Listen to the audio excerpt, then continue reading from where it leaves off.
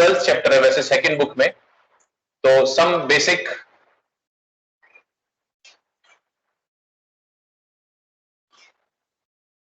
Principles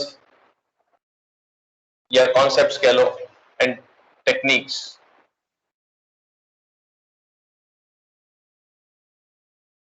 of organic chemistry.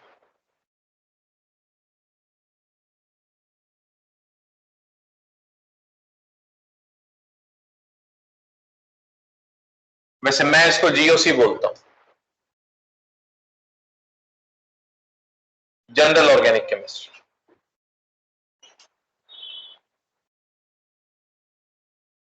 वैसे क्या होता है कि आमतौर पे आप 10th से जब 11th में आते हैं तो इसका एक फाउंडेशन लेकर आते हैं, क्योंकि वहां पर एक चैप्टर आता है carbon and it's compounds.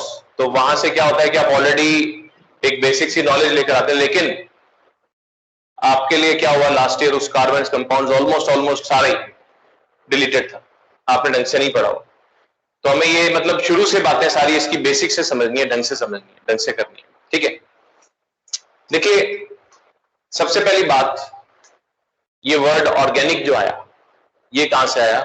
This word organic has come from organs, ठीक है। आज से 200-250 साल पहले जो साइंटिस्ट हुआ करते थे उनका यह मानना था कि भाई जो लिविंग ऑर्गेनिजम्स होते हैं ना, जैसे हम, चाहे हम हो गए, चाहे कोई भी लिविंग ऑर्गेनिज्म, पेड़ पौधे हो गए, इनका जो शरीर जिस चीज से बना हुआ है, जिन केमिकल्स से बना हुआ है, ठीक है, हम भी तो आखिर मटेरियल है, chemistry study of material science. तो हमारा शरीर जिन मटेरियल का बना हुआ है, लिविंग ऑर्गेनिज्म का शरीर जिन मटेरियल का बना हुआ है, उनमें जो मटेरियल्स मिलते हैं वो मटेरियल्स हम नहीं बना सकते, ठीक है ना। वो तो कोई भगवान की जादुई शक्ति बना सकती है, उसको वाइटल फोर्स थ्योरी बोला करते हैं।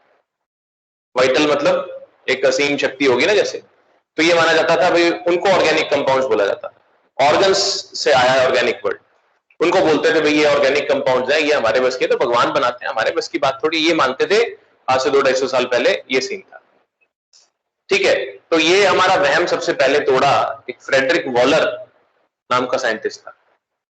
जैसे देखो इनऑर्गेनिक कंपाउंड्स मिलता है जमीन में से, जितने भी इनऑर्गेनिक कंपाउंड्स हैं जमीन में से मिलते हैं, मिनरल्स जिससे आप बोलते हैं। उसने इनऑर्गेनिक कंपाउंड था अमोनियम साइनेट, उससे उसने क्या करा, सबसे पहला ऑर्गेनिक कंपाउंड आर्टिफिशियली लैब में सिंथेसाइज कर डाला, वो था यूरिया, ठीक है ना। तो इसमें क्या था, about 200 years ago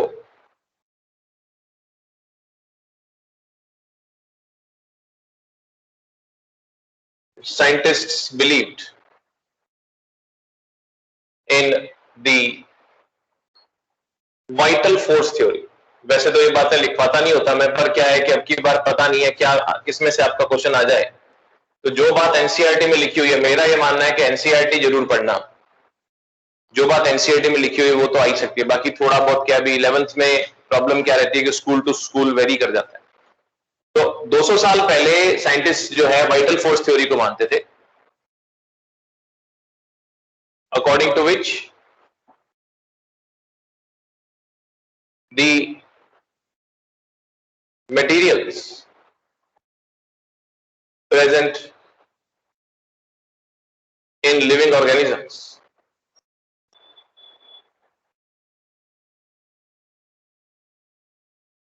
could not be synthesized artificially, इनको नकली तरीके से नहीं बना सकते, ठीक है ना। ये तो कोई भगवान की जादुई शक्ति ही बना सकती थी, ठीक है। फ्रेडरिक वॉलर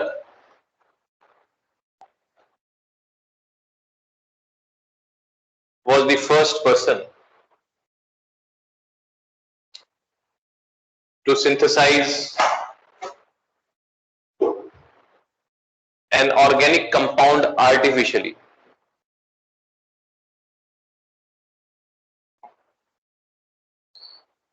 एक ऑर्गेनिक कंपाउंड को आर्टिफिशियली बनाने में सबसे पहले जो बना सका वो था Frederick Wohler. He prepared urea,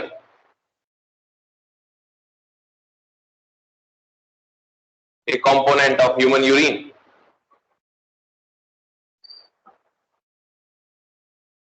From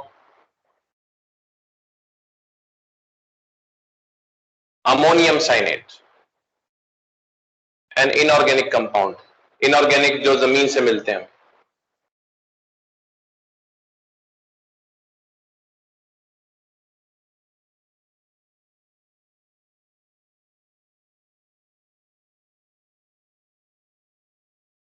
ठीक है, तो फ्रेडरिक वॉलर ने सबसे पहले जो है ये ऑर्गेनिक कंपाउंड सबसे पहला बना डाला, हमारा जो वहम था उसने तोड़ डाला। उसके बाद से आज तक we have successfully prepared around 1 million. 1 million का मतलब होता है 10 लाख ऑर्गेनिक कंपाउंड्स हमने बना लिए, उनको स्टडी कर लिया है, चाहे नेचुरल हो चाहे आर्टिफिशियल हो। नेचुरल जो है वो तो है ही, जैसे मान लीजिए अपन अपनी बात करते हैं, प्रोटीन्स हैं, कार्बोहाइड्रेट्स हैं, फैट्स हैं, जो न्यूट्रिएंट्स अपन खाने में खाते हैं, जो भी, तो वो सब नेचुरल जो है आपके ऑर्गेनिक कंपाउंड्स हैं।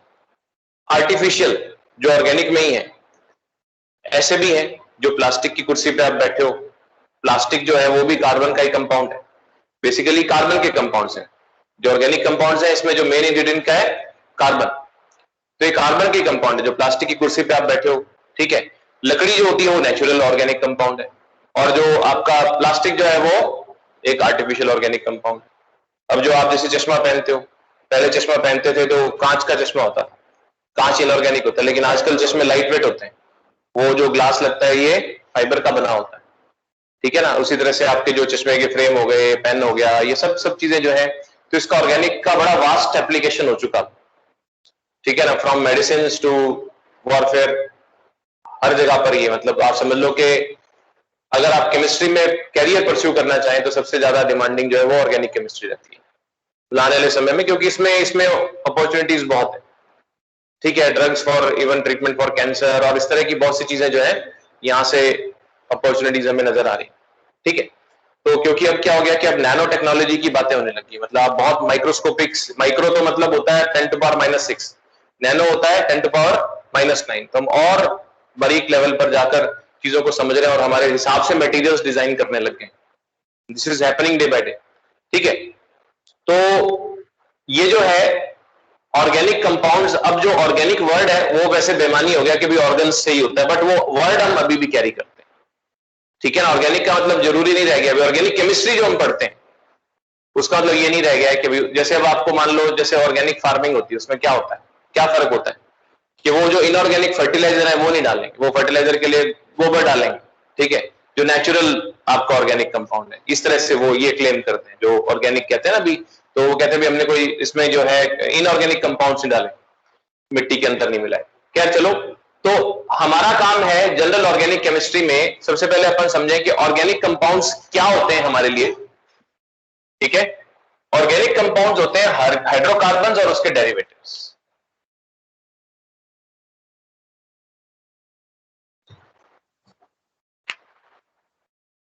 ऑर्गेनिक कंपाउंड्स होते क्या हैं? ऑर्गेनिक कंपाउंड्स, मैं बहुत सिंपल सी आपको इसकी डेफिनेशन लिख पा रहा हूं, वो ये है, दीज आर हाइड्रोकार्बन्स। हाइड्रोकार्बन्स का मतलब नाम से पता लग गया कि कंपाउंड में क्या क्या है, हाइड्रोजन और कार्बन, एंड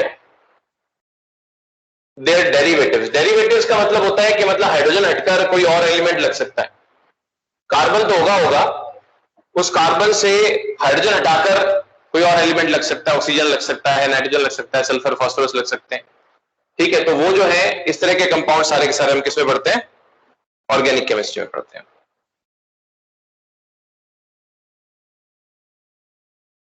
ठीक है, तो इसमें क्या होता है कि सबसे पहले हम समझते हैं कि ये कार्बन जो है, इसमें कार्बन ही क्यों होता है। 10th क्लास की बात कर रहा हूं मैं, जो यूनिक प्रॉपर्टी है, जैसे 10th में आप पढ़ते हैं वर्सेटाइल नेचर ऑफ कार्बन, ध्यान है टॉपिक ये, कार्बन का वर्सेटाइल नेचर मतलब कार्बन इतने मिलियंस ऑफ कंपाउंड बना रहा है, लैक्स ऑफ कंपाउंड्स बना रहा है, तो क्यों? एक तो उसकी प्रॉपर्टी होती है टेट्रावेलेंसी। टेट्रावेलेंसी कैसे, क्या मतलब होता है कि एक कार्बन 4 बॉन्ड बना सकता है, 4 सिंगल बॉन्ड बना सकता है, नहीं तो 2 सिंगल एक डबल बना सकता है, ऐसे 2 डबल बना सकता है, ऐसे एक सिंगल एक ट्रिपल बना सकता है। कार्बन के पास ये कैपेबिलिटी है। कार्बन टेट्रावेलेंट होता है, एक बार में 4 बॉन्ड बना सकता है, हर एटम 4 नहीं बॉन्ड बनाता, ठीक है। दूसरा होता है कैटिनेशन। कैटिनेशन का मतलब होता है सेल्फ लिंकेज की प्रॉपर्टी है इसके अंदर। कार्बन में क्या होता है, सेल्फ लिंकेज की प्रॉपर्टी होती है।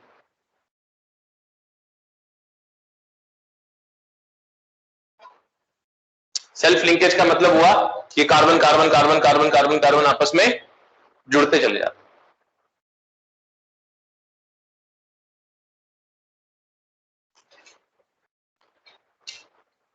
ठीक है, फिर बात आती है कि भैया ये हाइड्रोकार्बन्स क्या होते हैं।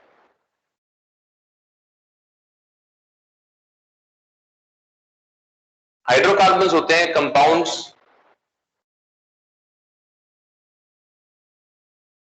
containing only carbon and hydrogen। इसमें सिर्फ कार्बन और हाइड्रोजन होते हैं। हाइड्रोकार्बन्स क्या होते हैं, ऐसे कंपाउंड्स जिनमें सिर्फ कार्बन और हाइड्रोजन होते हैं।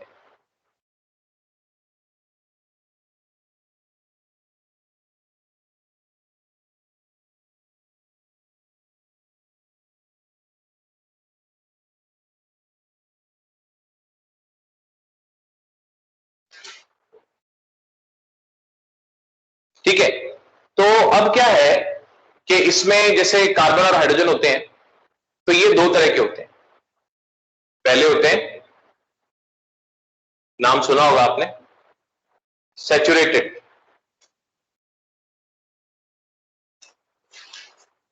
Saturated hydrocarbons. क्यों भी क्या होते हैं सैचुरेटेड हाइड्रोकार्बन्स, ध्यान है? नहीं ध्यान है? सही में नहीं ध्यान है? पढ़ा नहीं अभी तक क्या, स्कूल में भी नहीं पढ़ा? पढ़ लिया, ध्यान नहीं आपको? मजाक कर रहा है? सीरियसली? अच्छा, तो सैचुरेटेड क्या होते हैं कि those hydrocarbons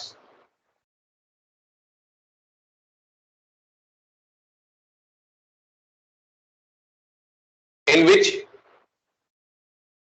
there are only single bonds between all the carbon atoms of the chain।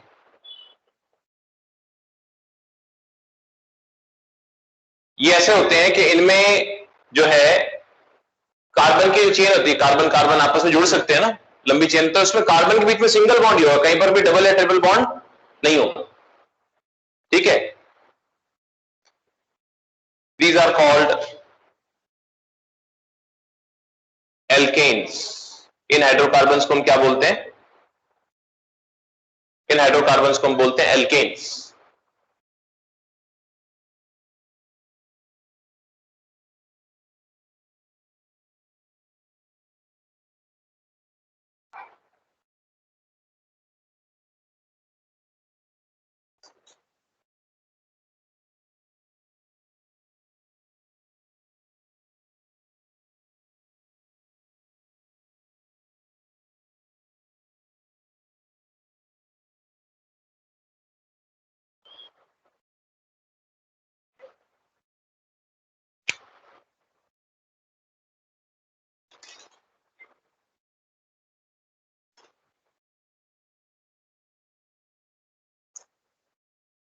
ठीक है, इनको आप एल्केन्स बोलते हो।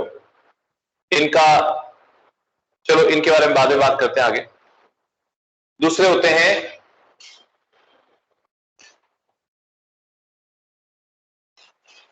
Unsaturated hydrocarbons.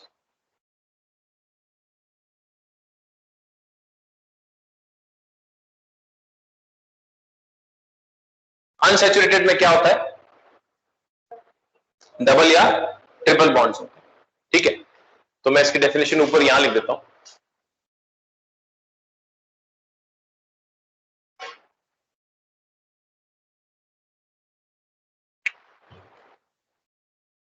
These hydrocarbons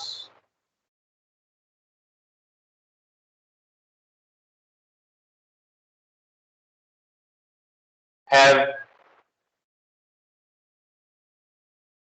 either a double bond,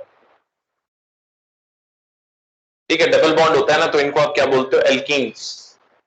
इस केस में क्या बोलते हो, एल्कीन्स। और ए ट्रिपल बॉन्ड, उस केस में आप इनको बोलते हो एल्काइंस। समवेयर इन बिटवीन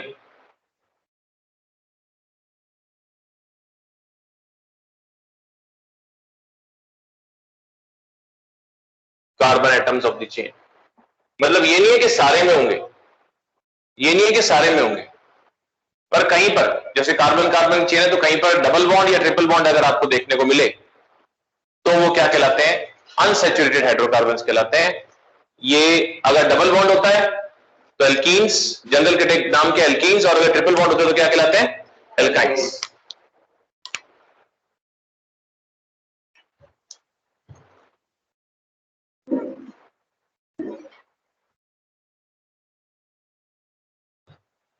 अब सबसे बड़ी समस्या क्या आती है इन कंपाउंड्स में कि इतने मिलियन ऑफ कंपाउंड और है क्या कार्बन हाइड्रोजन, तो आप उसको नाम कैसे दोगे भाई। जैसे NaCl है तो सोडियम क्लोराइड बोल दिया आपने, लेकिन आप सिर्फ कार्बन हाइड्रोजन के कंपाउंड है, कार्बन हाइड्रोजन की गिनती कम ज्यादा है, तो उसके आप क्या नाम दोगे। तो नाम देना इसमें अपने आप में एक बड़ा टास्क होता है। तो IUPAC ने एक सिस्टम हमें सुझाया हुआ जिसके हिसाब से हम इनके नाम देते हैं। तो आप हेडिंग डालिएगा। सबसे पहले हम बात करते हैं IUPAC सिस्टम, या इसको जेनेवा सिस्टम भी बोलते हैं। ये अभी बताता हूं, ये क्या कहते हैं कि भाई जेनेवा में जो है डिसाइड किया गया पहली बार किस तरह से नोमेनक्लेचर दिया जाए। IUPAC सिस्टम है Geneva system of nomenclature of organic compounds.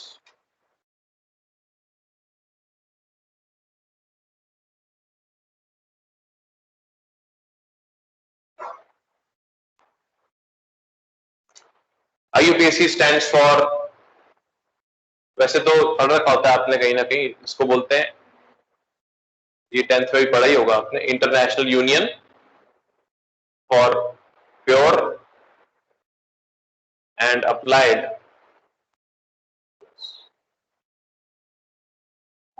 Chemistry.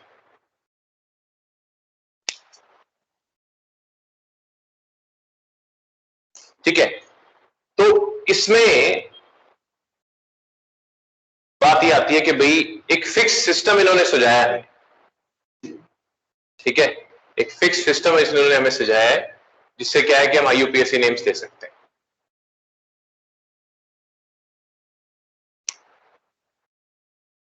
क्योंकि होते कार्बन हाइड्रोजन ही है। सबसे पहले उन्होंने बताया कि एक होना चाहिए वर्ड रूट।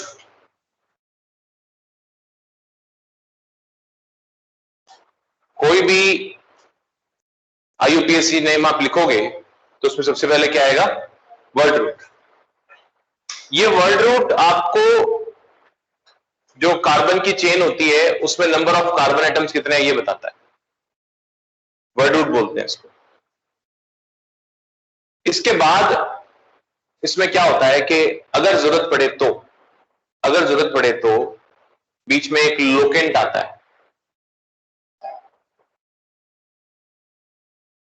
लोकेंट आता है, हर बार नहीं। और लोकेंट के बाद इसमें क्या होता है, इसमें आता है एक प्राइमरी सफिक्स बोलते हैं इसको। देखो एक बात आपको बताता हूं, प्राइमरी को ना 1 डिग्री लिखते हैं हम केमिस्ट्री में। प्राइमरी को 1 डिग्री, ऐसे प्राइमरी को लिखा जाता है 1 डिग्री, सेकेंडरी को 2 डिग्री। एक बार बता रहा हूं आपको, टर्सरी को 3 डिग्री, क्वार्टरनरी को 4 डिग्री। तो मैं जरा शॉर्ट लिखना शुरू कर देता हूं, इसको प्राइमरी सफिक्स बोलते हैं, चलेगा? सफिक्स क्या होता है?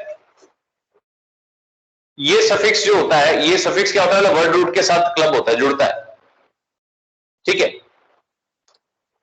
वर्ड रूट क्या बताता है आपको? नंबर ऑफ कार्बन एटम्स, मतलब हर चीज से आपको डिस्प्ले होगा, पता लगेगा भी कैसा होना चाहिए मॉलिक्यूल। ये लोकेंट जो बताएगा, ये लोकेंट बताएगा लोकेशन ऑफ डबल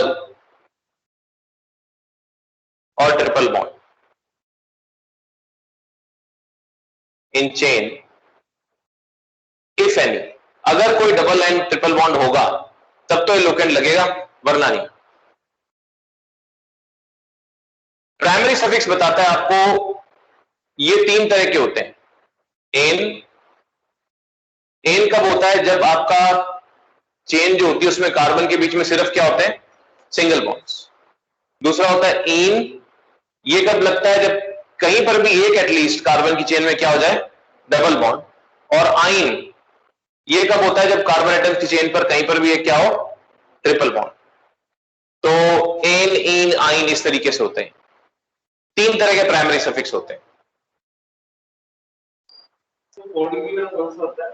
4 डिग्री इसमें नहीं, कुछ नहीं है। वो 4 डिग्री को क्वार्टरनरी बोलते हैं, अभी मैं आपको आगे बताऊंगा। Primary, secondary, tertiary, quaternary. Quaternary, ठीक है? तो ये आपके पास मतलब हर चीज का मतलब निकलता है इससे। वर्ड रूट आपको नंबर ऑफ कार्बन एटम्स बताता है।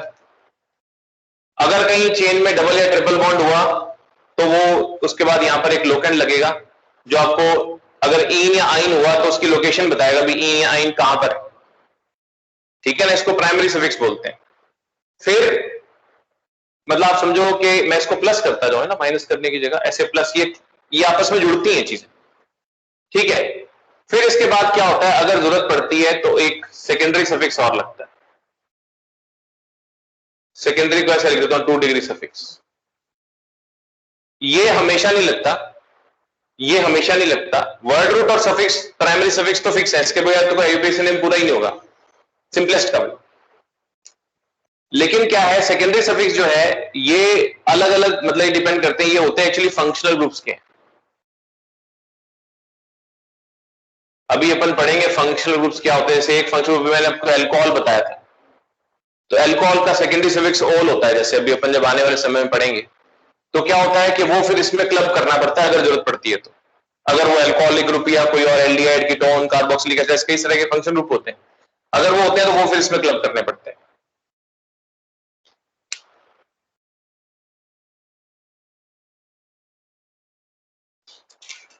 ठीक है? उसके बाद क्या होता है कि इसमें भी, सॉरी, यहां पर भी एक लोकेंट आता है, अगर जरूरत पड़ती है तो। लिख दे थोड़ा सा, लिख लिया क्या आपने? हाँ, लिख दूं मैं? मेरे लिए तो इतना आसान है, क्योंकि ये मतलब लोकेंट हर बार नहीं आता, वेन एंड वेयर रिक्वायर्ड आता है। ठीक है, थोड़ा सा आपके लिए यहां पर फिर से एक लोकेंट आ सकता है। यहां पर ये लोकेंट क्या होता है? हर चीज की लोकेशन बताने के लिए होता है। कार्बन की चेन जो होती है उसमें लोकेशन बनाने के लिए कभी जरूरत पड़ती है, कभी नहीं पड़ती। और फिर उसके बाद सेकेंडरी सफिक्स आता है। नहीं, ये वाला जो लोकेंट है ये फंक्शनल ग्रुप की लोकेशन बताने के लिए होता है। ये क्या बताता है आपको? Location of functional group if required, अगर जरूरत होती है तो। किसी किसी केस में, हर बार नहीं। ये लोकेंट आपको, ये लोकेंट क्या डिजिट होती है? 1 2 3 4 5 6 कहां पर है? तो ये फंक्शन ग्रुप की लोकेशन बताता है। इसके सिवाय कभी कभी हमें ऐसी जरूरत पड़ती है कि हमारे पास एक प्रीफिक्स भी लगता है। प्रीफिक्स भी प्राइमरी सेकेंडरी ऐसे हो सकते हैं, पर मैं एक ही प्रीफिक्स बता देता हूं आपको भी। प्रीफिक्स एक ही तरह का, इससे पहले भी लोकेंट लग सकता है।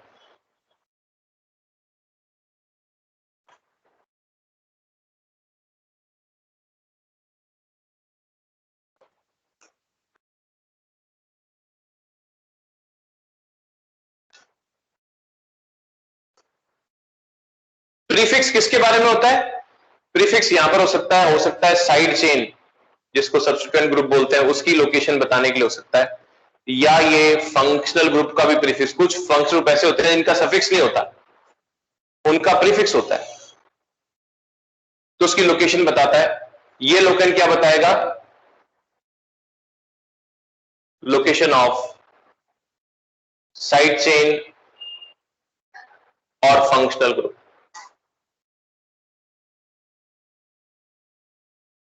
इफ एनी, अगर होता है तो ये आपको साइड चेन और फंक्शनल का लोकेंट बताता है। जो प्राइमरी रिक्वायरमेंट है वो है ये दो, इसके बगैर कोई आईयूपीएसी नेम पूरा नहीं होता, that is word root and primary suffix. ये तो हर आईयूपीएसी नेम में होंगे ही होंगे, ठीक है ना।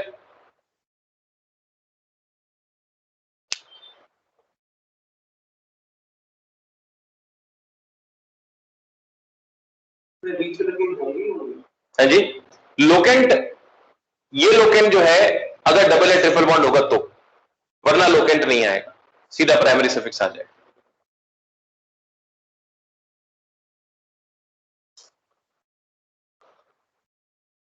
तो हम अपनी बात कहां से शुरू करते हैं? हम वर्ड रूट से बात शुरू करते हैं कि वर्ड रूट क्या है, आपको नंबर ऑफ कार्बन एटम्स बताता है। अगर नंबर ऑफ कार्बन एटम आपकी चेन में, जो मेन चेन बन रही है उसमें एक कार्बन है तो वर्ड रूट क्या होता है, दो कार्बन है तो वर्ड रूट क्या होता है, इस तरह से अपन बात करते हैं, ठीक है। हाँ, मैं वो सुपर वाला रख कर रहा हूं।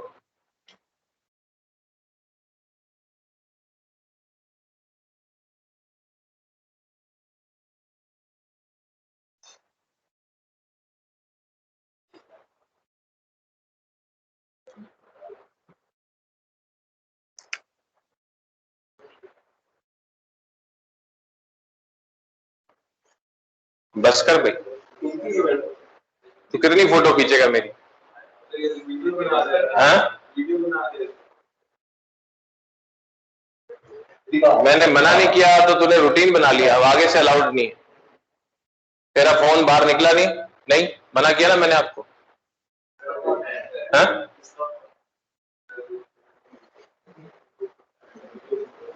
तू फोन इधर दे मेरे को।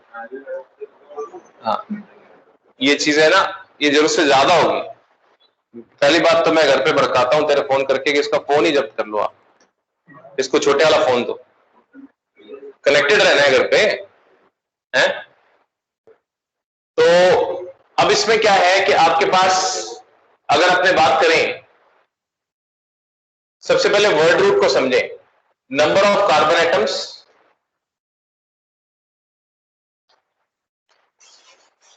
और वर्ड रूट। सारी ने भी बताता, जैसे मान लो एक कार्बन एटम है, नहीं नहीं बस इतना ही नॉर्मली। एक कार्बन एटम जब होता है तो वर्ड रूट होता है मैथ, दो होता है तो एच, तीन होता है तो प्रॉप, चार होता है तो ब्यूट। ये तो कुछ अलग से नाम है, जैसे मैथ एथ प्रॉप ब्यूट, ये तो कुछ अलग से नाम हो गए, ठीक है। मैथ एथ प्रॉप ब्यूट, ये तो कुछ अलग से नाम हो गए। बाकी सारे जो नाम बनते हैं, मतलब अभी 10 तक अगर अपन बात करें, एक बार 10 तक लेते हैं, बाकी मैं आपको 100 तक बताऊंगा, ठीक है। बाकी जो आप करते हैं, अगले अगले अपने 6 नाम लिखें, तो वो जो है नॉर्मल आपके पॉलीगन्स के जैसे नेम होते हैं ना, पेंटागन, हेक्सागन, हेप्टागन, ऐसे। तो वैसे ये 5 पर क्या हो जाएगा आपके पास? पेंट। 6 पर हेक्स, 7 पर हेप्ट, 8 पर ऑक्ट, 9 पर नॉन और 10 पर डेक। एक बार मैं आपको 10 तक बताता हूं, उसके बाद फिर अपने